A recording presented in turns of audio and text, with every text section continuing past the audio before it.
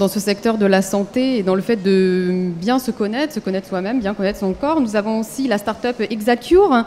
Vous avez créé un jumeau numérique qui permet de simuler en temps réel l'action d'un médicament. Alors expliquez-nous comment ça fonctionne. Comme ça peut un petit peu sembler de la science-fiction, hein, c'est vrai. Donc votre jumeau numérique, hein, votre avatar, votre double, l'idée c'est de prendre vos caractéristiques personnelles, d'en tenir compte et les intégrer dans un programme informatique, donc sous la forme d'une application mobile et web.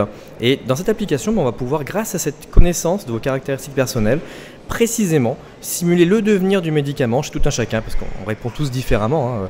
Vous, moi, on répond. Qui entre les informations, tous. Le patient, le médecin? Alors les deux en fait, c'est vraiment le but, c'est d'avoir une application très collaborative, de créer une sorte de réseau social de santé où le patient en premier lieu rentre ses informations personnelles et elles peuvent être complétées, amendées par les professionnels, par les médecins, le pharmacien, pourquoi pas l'infirmier aussi, ou des personnes aidantes. Et donc c'est toute vraiment personne ayant une information sur votre santé. C'est très collaboratif. Et le but c'est que plus on aura d'informations sur ces patients, c'est à géométrie variable en fait, plus on aura d'informations, plus les modèles, nos simulations seront précises. On sera capable de dire que vous prenez votre Doliprane à 12h05, chez vous il sera efficace à 12h35, alors que chez moi à 12h50 peut-être. Et on saura à quel moment il atteindra son maximum d'efficacité, à quel moment il va s'éliminer de votre corps, et donc quand est-ce qu'il sera temps d'en prendre une autre dose. Alors, techniquement, ce qu'on appelle la pharmacodynamie, la pharmacocinétique du médicament. Alors concrètement, est-ce que ce jumeau va gérer l'inconnu? Que se passe-t-il en cas d'allergie, d'intolérance inconnue du patient, des médecins Alors, bien sûr, on a bien sûr nos limites, c'est-à-dire qu'on ne peut pas deviner l'inconnu. Disons que nos modèles tiennent compte d'une série de cofacteurs qui sont les cofacteurs qui sont les plus déterminants pour le médicament. Après, si le patient ignore lui-même quelque chose, bien sûr, on ne peut pas le deviner. On ne fait pas de prélèvement. D'ailleurs, c'est vraiment l'idée d'Exacure de pouvoir simuler la concentration dans le sang du médicament sans prélever une goutte de sang. C'est justement ça le défi, pour rendre tout ça fluide et rapide. Uniquement avec des paramètres corporels. Voilà, en connaissant vos paramètres. Attention, tout ça est maîtrisé. Vous parlez d'inconnu, bien sûr, il y a une part de variabilité.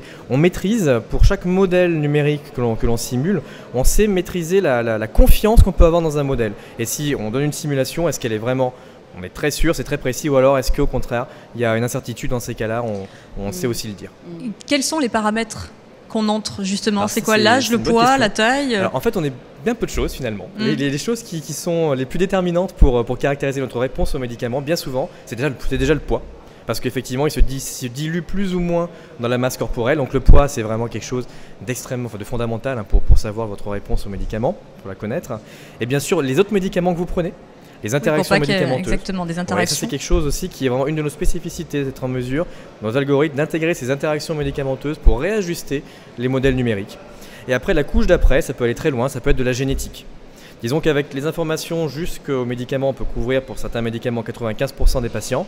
Et si on passe à la génétique, on va couvrir 99%. Les antécédents, c'est ça, les antécédents médicaux Alors, pour certains médicaments, ça peut être effectivement des choses qui sont présentes dans nos modèles. Fumeurs, non-fumeurs. Antécédents, disons l'environnement. Voilà, fumeurs, non-fumeurs, type d'alimentation. Les habitudes de vie peuvent aussi influencer certains médicaments. Et les pathologies familiales, par exemple. Effectivement, ça, c'est le background génétique effectivement, qui peut influencer. Et donc on se base beaucoup sur des publications scientifiques pour estimer justement les paramètres les plus importants à intégrer pour chaque médicament qui est présent dans notre application.